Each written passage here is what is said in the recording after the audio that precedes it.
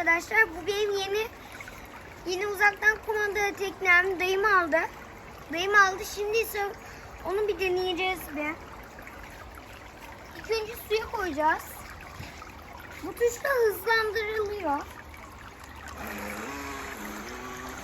İşte böyle hızlı gidiyor. Arkaya gitmesi de var.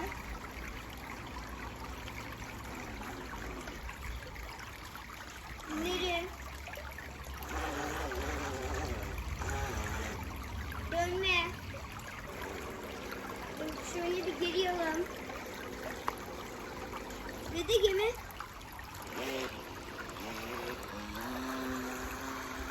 Gemi böyle ya bir tuşa basarsanız dönüyor. Sol sağ, sol sağ. Öyle gidiyor işte. Öyle gidiyor. Yok ama tekneye dikkat etmeniz lazım. Tekne eğer devrilirse bozulur. Geri. İlk önce bir de.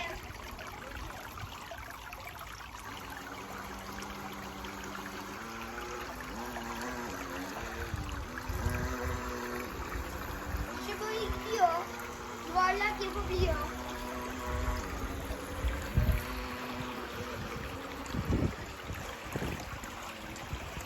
Böyle işte gidiyor. Gidiyor böyle. Geliyor. Burada teknenizi çok hızlı yapmayın karaya giderse. Karaya eğer çok hızlı giderse tekneniz bozulur.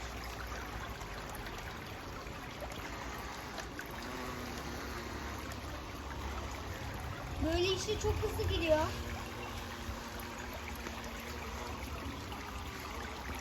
Böyle işte.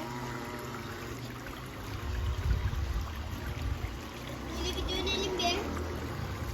Şimdi size ekliyoruz. Gel tekneye gel.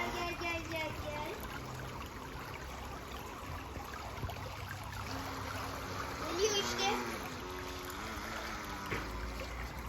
İşte geldi. İşte teknemiz böyle. Böyle gidiyor. Motorları var. Tekneyi aldığınızda yedek motorlar da gelecekler. Görüşürüz.